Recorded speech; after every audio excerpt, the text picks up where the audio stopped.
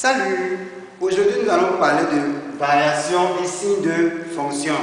Voilà. Donc, nous allons commencer d'abord par les différentes variations. Lorsqu'on parle de variation, vous devez savoir que c'est pour savoir si la fonction est croissante ou décroissante. Voilà. Et lorsqu'on parle de signes de fonction, on veut savoir si la fonction f de x est positive ou négative. Voilà. Donc, d'abord, nous commençons d'abord par les variations. Variation, mais en petit 1, on va voir d'abord les sens de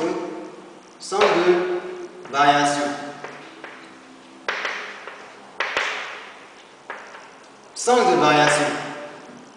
Pour déterminer le sens ou les sens de variation d'une fonction, il y a des conditions à remplir, des calculs à faire. Donc, on prend d'abord une fonction quelconque f et on dit si f' de x, c'est-à-dire la dérivée. On calcule la dérivée de f. Après avoir calculé la dérivée de f, on utilise le signe de la dérivée. Si la dérivée est positive, on met ici alors f est strictement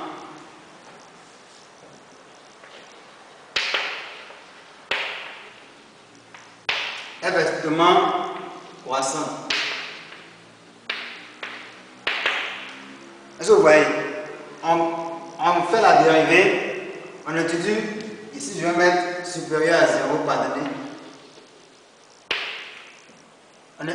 On fait la dérivée de f, on utilise le signe de la dérivée, et à partir du signe de la dérivée, si la dérivée est positive, on dit que la fonction, et non la dérivée, la fonction elle-même est strictement croissante. On va maintenant voir le cas si la dérivée par contre est négative, alors f est strictement décroissant. Voilà. Donc il faut d'abord chercher le signe de la dérivée. Et en fonction du signe, on peut conclure.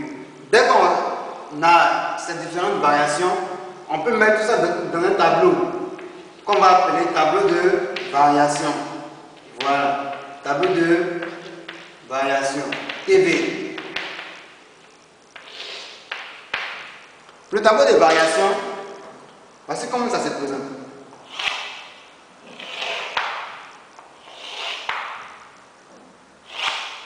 Ici, on met l'ensemble de définitions. Nous, on suppose que, par exemple, ici, on a moins l'infini, plus l'infini.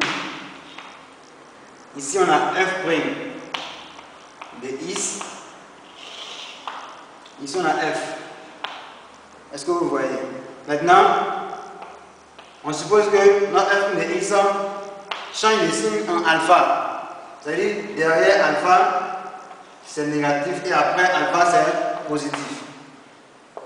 Comme f' de x est négatif, c'est négatif, alors f est décroissant. Donc décroissant, on est ici et on décroît, on décroît, on décroît. Voilà. Et on dit si f' de x est positif, alors f est strictement croissant. Donc on part d'ici, on croît et on croît. Maintenant ici, on calcule f de alpha. F de alpha. Voilà. Et donc on prend f de x. On bat tous les x par alpha, le nom qu'on trouve mais ici. Ici aussi, on va calculer la limite de f de x. Lorsque x tend vers quoi? Vers moins alpha, vers moins l'infini pardonné. Et ici, c'est la limite de f de x. Lorsque x tend vers quoi? Plus l'infini. Voilà. Donc, lorsque vous finissez ça, vous avez fini le tableau de variation de f. Voici un peu le sens de variation. Et ici, on a le tableau de variation. Voilà. Nous allons faire un exemple pour mieux comprendre tout ce qu'on vient de dire ici. On a f de x égale à x carré plus 1 sur x carré moins 1. Et on nous demande de donner, ici on dit, donner les variations de f. Voilà. On demande de donner les variations de f. D'abord, pour donner les variations, on nous a dit qu'il faut d'abord calculer la dérivée. C'est ce qu'on va faire. On met ici f' de x est égal à... Ça, c'est une fonction rationnelle. F sur g. Dérivée de f sur g, c'est égal à quoi? On se rappelle un peu. C'est égal à f' fois g moins f fois g' sur g carré. C'est ce qu'on va appliquer. On met la barre de fraction. On met d'abord ici. Bon, on met le dénominateur en g carré. Donc g x carré moins 1 le tout au carré. On va mettre rapidement x carré plus 1 prime. Et à côté on met x carré moins 1. Ça on ne dérive pas. Moins. On met le premier sans dérivé. Et on dérive la deuxième fonction. Moins 1 prime. Ici on aura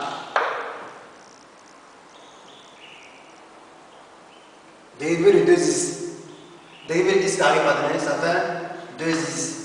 Dérivé de 1 c'est 0. Donc on met pas x carré moins 1. Moins, on écrit ça, x carré plus 1. Dérivé de 2x c'est 2.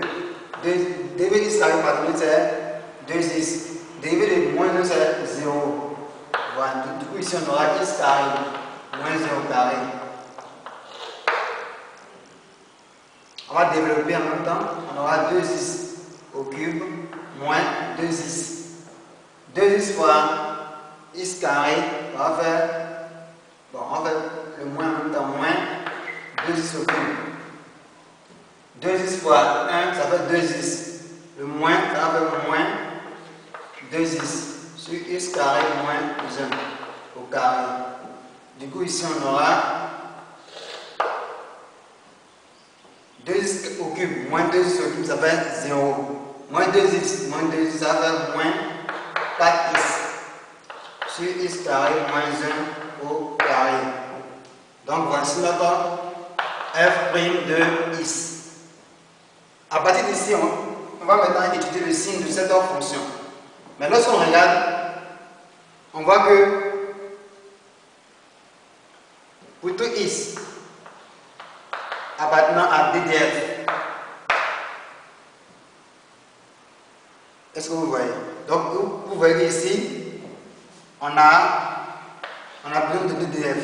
C'est pourquoi, avant de commencer, vous devez chercher l'ensemble de définitions d'abord, avant de commencer à travailler.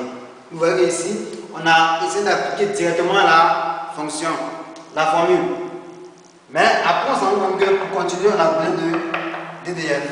C'est pourquoi, même si on ne vous demande pas, vous devez d'abord chercher l'ensemble de définitions de la fonction avant de commencer à l'étudier. Voilà. Donc, on va rapidement chercher ça à côté ici. À côté ici. Voilà. Ici, on aura, ici ça appartient à ddf équivaut à quoi? Ici ça appartient à ddf équivaut à le dénominateur doit être comment? X carré moins 1 doit être différent de 0. Du coup, on a x moins 1 facteur de x plus 1 qui doit être différent de 0. Donc x doit être différent de 1 et x doit être différent de moins 1. Voilà. Donc on aura ici R. Pour tout x appartenant à R privé de moins 1 et 1. On a quoi? On a cette fonction, on est tout nombre élevé au carré est positif. Donc ça c'est élevé au carré. Donc on va mettre ça, moins 1 au carré, et comment est positif. Supérieur, ça peut être égal à 0. Supérieur ou égal à 0. Voilà. On met ici alors le signe.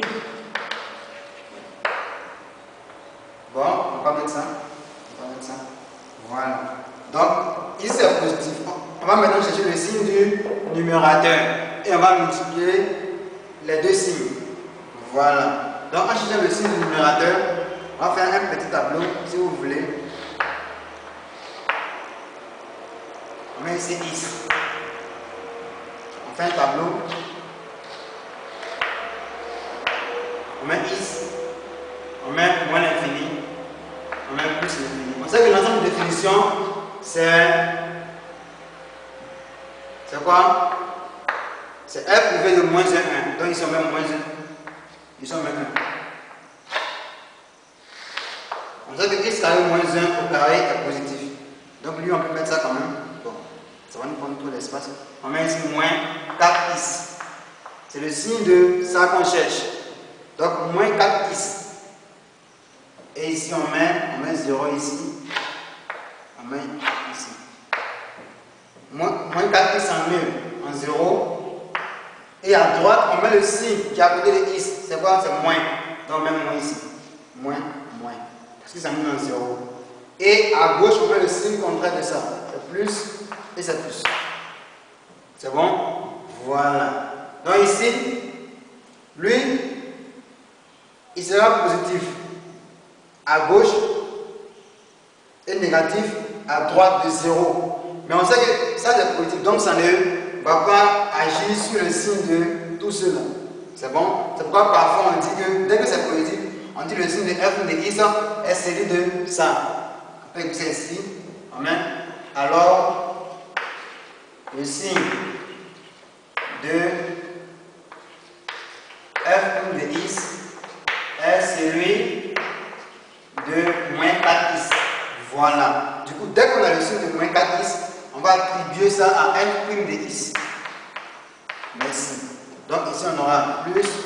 Mais f' de x, ça, ici le dénominateur va s'annuler en moins 1, 1. Donc ici on va mettre ça. Montrer que moins 1 n'appartient pas à f' de x. 0 peut rester. Et on met ça. On met plus, on met moins, on met moins. Donc voici le signe de f' de x. Voilà. Donc vous avez remarqué que pour tout x appartenant à moins l'infini, 0, f est strictement quoi? Croissante. Parce que f de x est positif. Et pour tout x appartenant à 0 plus l'infini, f de x est comment? Négatif. Voilà. Donc voici le signe de f de x. Voilà. On va effacer pour faire le tableau de variation. Donc ici, on va mettre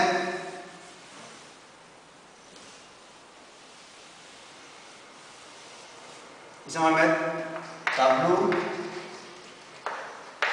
de variation.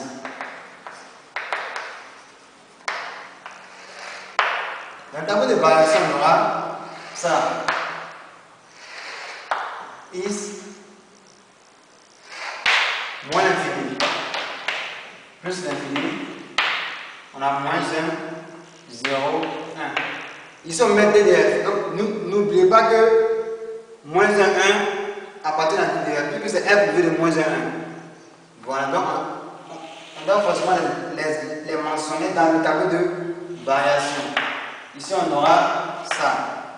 On aura ici f plus moins de x. Ici on aura f. Ici. Et ici, ça va s'emmener ici. Ici on aura ça. À gauche, on a dit on a plus. À droite, on a moins, On va maintenant effacer, puisqu'on a déjà mentionné ça en haut. On dit sur moins l'infini moins 1, f de x est positif. Alors f est strictement croissant. On fait ça. Sur moins 1, 0, f est strictement positif. Donc, f est strictement croissant. Cette fois-ci, on commence. Bon, on va passer pour bien voir.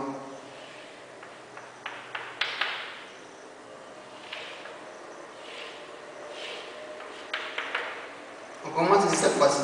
Si on commence ici, on doit bien descendre.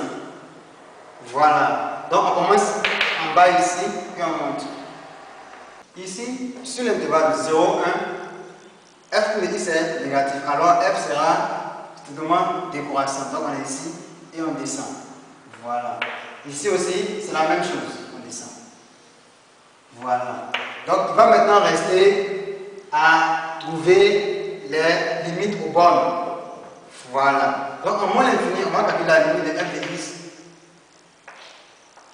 X carré plus 1 sur x carré moins 1. Lorsque x tend vers moins l'infini. On dit, on prend le monome de plus élevé. Du coup, on obtient la limite de x carré sur x carré. Limite de x carré sur x carré. Parce que x tend vers moins l'infini. Par simplification, on obtient 1. On voit que ce soit en moins l'infini ou en plus l'infini, on obtient toujours 1. Alors ici, on va mettre 1. Et ici, on met 1. Voilà. On va maintenant passer à la limite en moins 1. En moins 1, on aura la limite de x carré plus 1 sur x carré moins 1. Et lorsque x tend vers quoi? Vers moins 1. On va rapidement vérifier ce que ça nous donne comme forme. Moins 1 carré, ça fait 1. 1 plus 1, ça fait 2 en haut. En bas, on a 1, moins 1, ça fait 0. Donc réel sur 0. Quand c'est réel sur 0, on sait qu'il faut toujours séparer le numérateur du dénominateur. Multiplié par 1 sur x carré moins 1. Lorsque x tend vers moins 1. On précise que le numérateur nous donne 2. Lorsque x tend vers moins 1. Et le dénominateur va me donner 0. Voilà, égal à 0. 1 sur 0, on sait que ça fait l'infini. Mais pour trouver le signe de l'infini, il faut trouver le signe du dénominateur. On va faire un tableau qui va me donner le signe du dénominateur.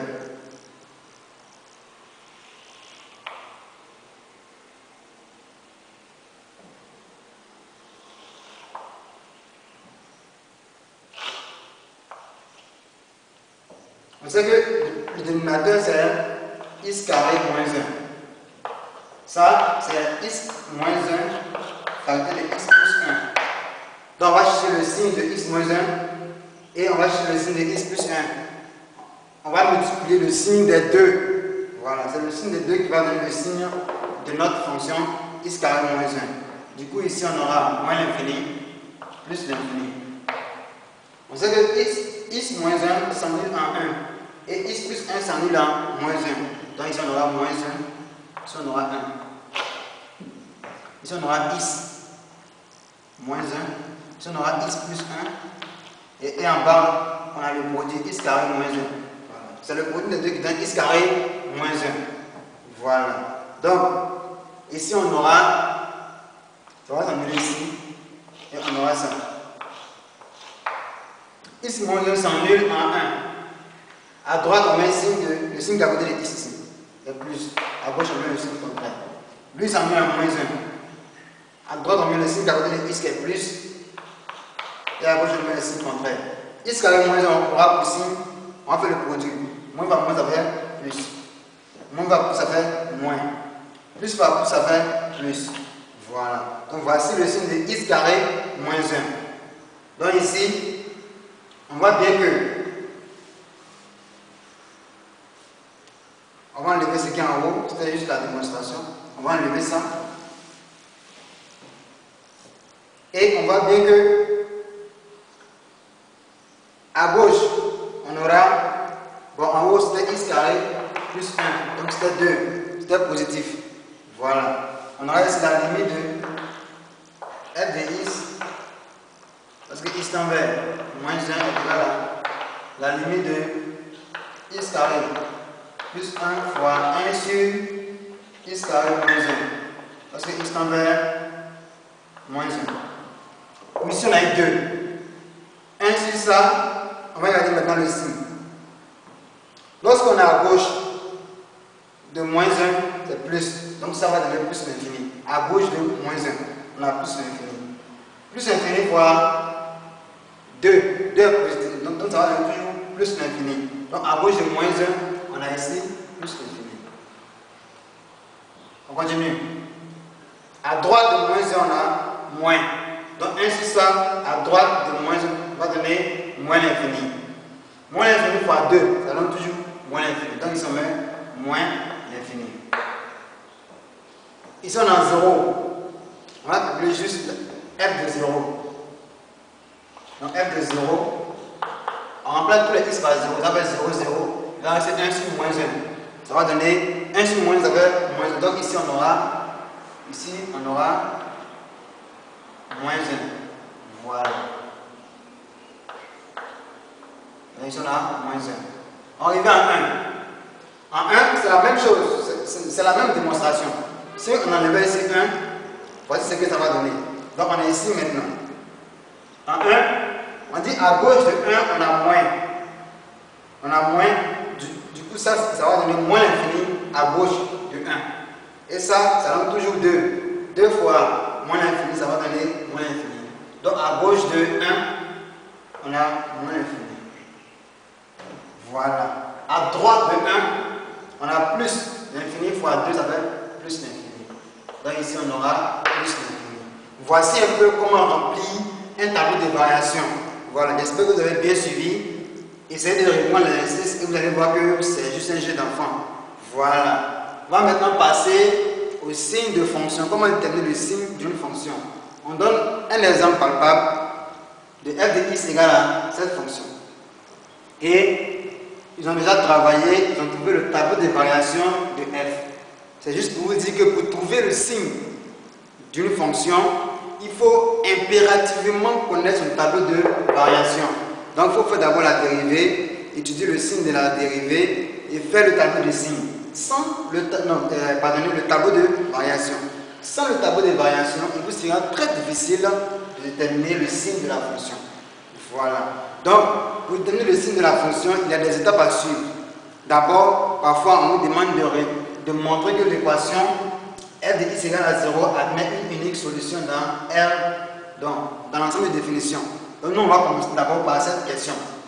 Lorsqu'on vous pose cette question, comment vous devez répondre? C'est ce qu'on va faire maintenant. Voilà. Donc, pour répondre à cette question, il faut aller pas à pas, intervalle par intervalle. C'est-à-dire ici, on va d'abord prendre l'intervalle moins l'infini 1. Et on va voir si dans moins l'infini 1, l'équation f de x égale à 0 admet une solution ou deux solutions. Bon, admet une solution. Parce que dans une variation, on ne peut qu'avoir une seule solution. Donc ici, on va voir s'il y a une solution. Ici aussi, on va voir s'il y a une solution. S'il y avait 10 variations, on va voir dans les 10 variations là, si il y a des solutions. Et on va faire une conclusion pour dire qu'il y a eu 2, 3 ou 4 solutions. Voilà. Donc ici, on commence par l'intervalle qui est là. On met f est comment? F est strictement. On est ici, moins l'infini 1, f est strictement croissant.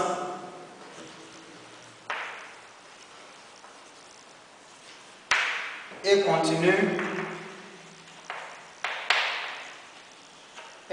sur quel intervalle? Moins l'infini 1. Voilà.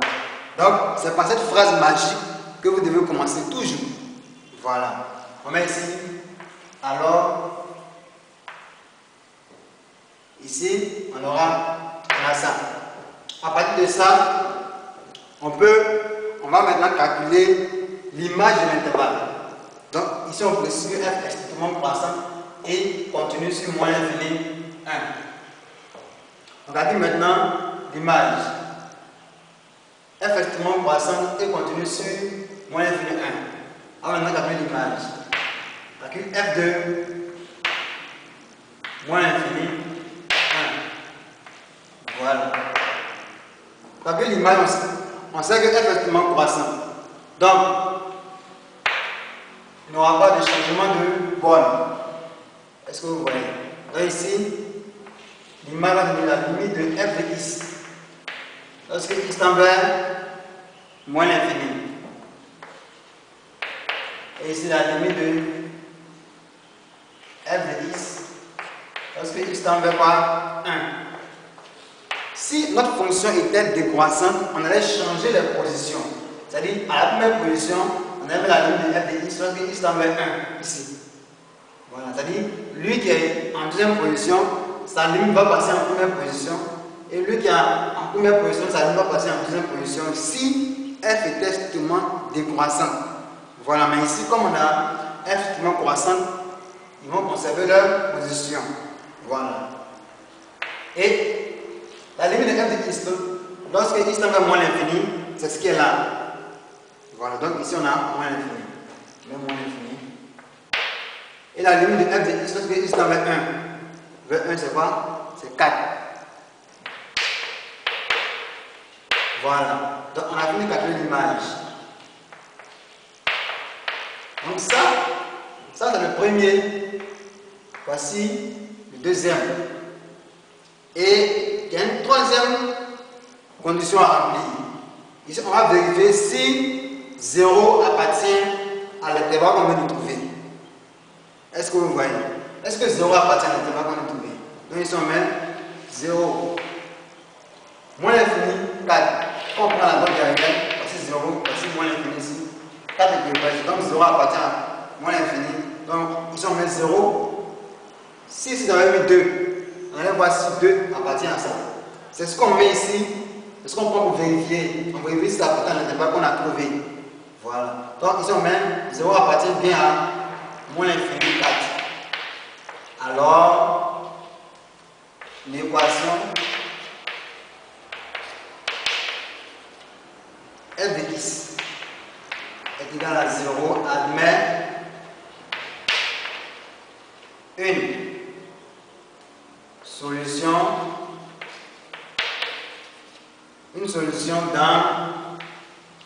dans quoi? Dans moins l'infini 1. Voilà, dans ça. Dans l'intervalle, ici ça c'est l'ensemble de définitions pour la première partie. Donc, dans moins l'infini 1. Mais on vérifie si 0 appartient à ce qu'on a trouvé ici. Voilà. Donc voici un peu pour la première partie. On va maintenant passer à la deuxième partie. C'est la même chose.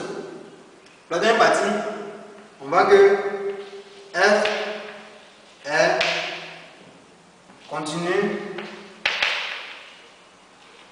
et strictement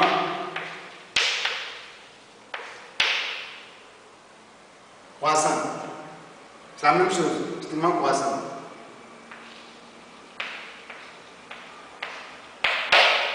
Sur, on pose l'intervalle dessus, sur 1 plus l'infini. Voilà. On va aussi calculer l'image de l'intervalle. On calcule f de 1 plus l'infini. Ici on aura, puisque c'est croissant, donc à la première position, la limite de 1. Et à la deuxième position, la limite de f en 1. Et à la deuxième position, la limite de f en plus l'infini. En 1, on aura 4. En plus l'infini, on aura plus l'infini. Voilà. On voit bien que 4 plus l'infini, voici la droite derrière, voici 0, voici 4, voici plus l'infini. Donc 0 n'appartient pas à 4 plus l'infini. On met si 0 n'appartient pas à 4 plus l'infini. Alors l'équation f de x égale à 0, la même phrase, n'admet pas de solution dans 1 plus l'infini. Voilà, donc ici ça n'admet pas de solution. Mais alors, voilà. Ça je ne vais pas écrire, mais vous écrivez ça là-bas. Donc en conclusion, on a une seule solution. Ici on a une solution, ici on n'a pas une solution. Donc on dira que ça admet une unique solution. Donc ici on va mettre l'équation f de x égale à 0 admet une unique solution dans quel intervalle? Dans moins l'infini 1. Voilà. Donc voici un peu comment répondre à cette question. Voilà. Ici, on va passer à une autre question qu'on nous pose fréquemment, voilà, lors de l'étude d'une fonction. Ici, on nous demande de vérifier que alpha est la solution. Parce qu'on a dit que l'équation f de x égale à 0 admet une unique solution. Cette solution-là, c'est alpha. Voilà. Et alpha, on demande de vérifier que alpha est compris entre moins 0,4 et moins 0,3. Ici, on va essayer de voir comment traiter ce genre de questions. Voilà. La première des choses à faire, c'est de calculer f de moins 0,4. Donc, on va faire calculer f de moins 0,4. On prend une calculatrice. Voilà. Donc, vous devez avoir une calculatrice scientifique, bien sûr. Calculatrice scientifique. Et on va calculer f de 0,4. Moins 0,4. C'est ce que ça va faire. 3 fois x Ici c'est moins 0,4, donc moins 0,4 au carré, moins 2 fois moins 0,4, moins 1, sur moins 0,4 moins 1. Voilà, on calcule avec la calculatrice. Ça va faire 3 facteur de moins 0,4 au carré moins 2 fois moins 0,4 moins 1. C'est-à-dire qu'au numérateur, on descend moins 0,4 au dénominateur, moins 1. Voilà. Moi j'ai fini les saisies. J'espère que vous avez fini aussi. Lorsqu'on met égal, qu'est-ce qui sort? Vous avez trouvé quoi là-bas?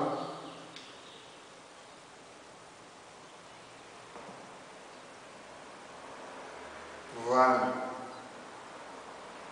Ça sort moins 0,2. Donc ici on a F2 moins 0,4 qui nous donne moins 0,2. J'espère que c'est le même résultat. On va maintenant calculer F2, celui qui est là. Moins 0,3 qui est égal à la même chose. Moins 0,3 au carré, moins 2, ça me donne moins 0,3, moins 1. Moins 0,4, moins 0,3, moins 1. On fait la même chose. On fait la même chose.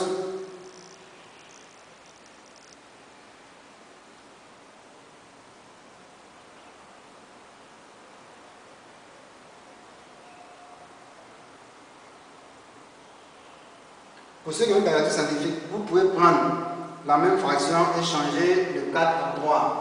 Voilà, moi c'est ce que j'ai fait. Et je trouve 0,1. Donc F2 moins 0,3 est égal à 0,1. C'est bon? Dès qu'on finit de trouver ces valeurs, voici l'étape à suivre. On vérifie si 0 appartient à, est compris entre ces deux valeurs. On voit bien que 0 est bien compris entre moins 0,2 plus 0,1 parce que les deux sont des signes opposés. Donc 0 est compris entre moins 0,2 et 0,1. Or on sait que moins 0,2 c'est la valeur de F2. On met F2 moins 0,4 ici. 0 c'est F de alpha. On n'oublie pas. C'est alpha qui a mis F. Voilà. Et ici c'est F2 moins 0,3. Puisque F, on a ici, F est strictement croissant sur l'intervalle, alors on peut prendre directement ces valeurs. Si F était décroissant, on allait prendre ces valeurs, mais lui il allait passer ici et lui il allait passer ici.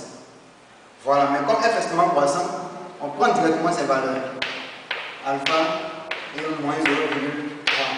Vous voyez qu'on a bien vérifié que alpha est compris entre moins 0,4 et moins 0,3. Donc voici un peu comment résoudre cette question.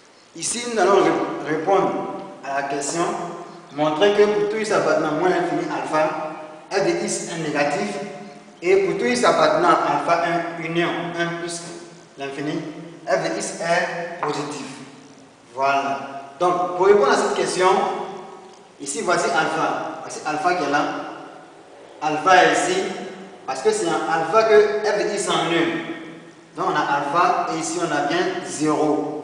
Ça veut tout simplement dire que c'est f de alpha qui donne 0 ici. Voilà. Donc ici, on va mettre f de alpha, on parle d'abord, on met d'abord la limite de f de x. Lorsque x tend vers moins l'infini, est égal à moins l'infini. Voilà. Et f de alpha nous donne 0. C'est-à-dire, f de alpha nous donne 0. Du coup, tous ceux qui sont derrière ici ont le même signe. Et tous ceux qui sont derrière ici ont le même signe, mais le signe contraire à ceux-là. Donc, on va seulement identifier le signe du premier ici, et ça sera le signe de tous ceux qui sont ici. Voilà. Maintenant, tous ceux qui sont après 0 auront le signe contraire de ceux-là. Voilà. Donc, on va seulement chercher à trouver le signe de... Quand on a moins l'infini, quel est le signe de f? Ça sera le signe de tous ceux qui sont ici. Parce qu'ils sont avant 0. Et après 0, ça sera le signe contraire à ce signe. Voilà. Donc ici, on a précisé qu'à moins l'infini, on a moins l'infini. C'est négatif. Voilà. Et puis f de alpha, ça donne 0. On met ici alors, pour tous ceux qui sont entre moins l'infini et alpha, alors pour tout x appartenant à moins l'infini alpha, f de x comment est négatif. Tranquille. Voilà, parce que ici ça s'annule et avant ça on prend le signe de 1 seulement parce que eux tous auront le même signe. Voilà, ça c'est le premier. On passe maintenant à ici. On a toujours f de alpha qui donne 0 et ici la limite de f de x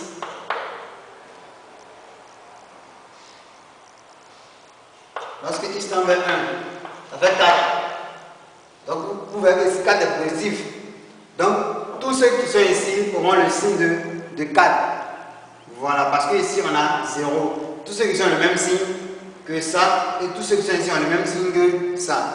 Donc ici on met et la limite de f de x lorsque x tend vers 1 est égal à 4. On met ici alors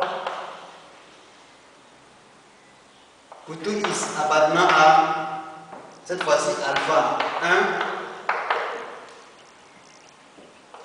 1, f de x est comment à le signe de 4 est positif. Dans cette partie, on a vu que l'équation f de x égale à 0 n'admet pas de solution dans 1 plus l'infini. Donc on va écrire ça. L'équation f de x, l'équation f de x égale à 0 n'admet pas de solution. Ça n'est pas de solution dans 1 plus l'infini. Voilà, ça veut tout simplement dire que f de x ne s'annule pas ici. Or, si f de x ne s'annule pas, ça veut dire qu'il n'y a pas de changement de signe. Voilà, le signe de celui-là sera le signe de tous ceux qui sont ici. Parce qu'il n'y a pas de changement de signe. L'équation f de x n'admet pas de solution dans 1 plus l'infini. On met ici alors, il n'y a pas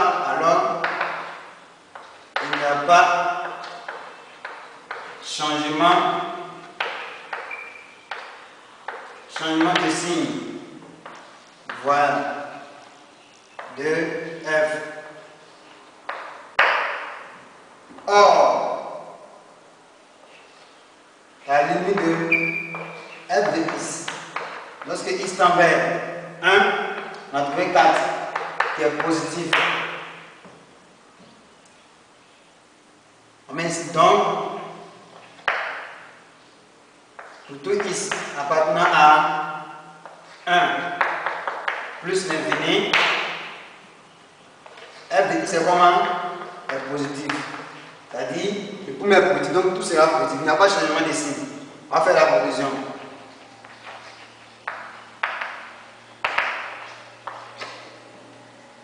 Ici, on va faire pour tout x appartenant à moins l'infini alpha, f de x est négatif. Voilà. Et ici, pour tout x appartenant à alpha 1, f de x est positif. Donc, c'est le seul qui est négatif. Pour tout x appartenant à moins l'infini alpha, f de x est comment négatif. Pour tout x appartenant à alpha 1, c'est-à-dire on est ici, on a trouvé que c'est positif. Pour tout x appartenant à 1 plus l'infini, f de x aussi est positif. Donc ici on aura pour tout x appartenant à alpha 1, union 1 plus l'infini, f de x est positif. Donc voici un peu comment montrer que on a tout ça. Essayez de reprendre et vous allez voir que c'est juste un jeu. Voilà. C'est un peu ce qu'on avait prévu pour vous concernant les variations et les signes de fonction d'une fonction. Merci de nous suivre et à très bientôt.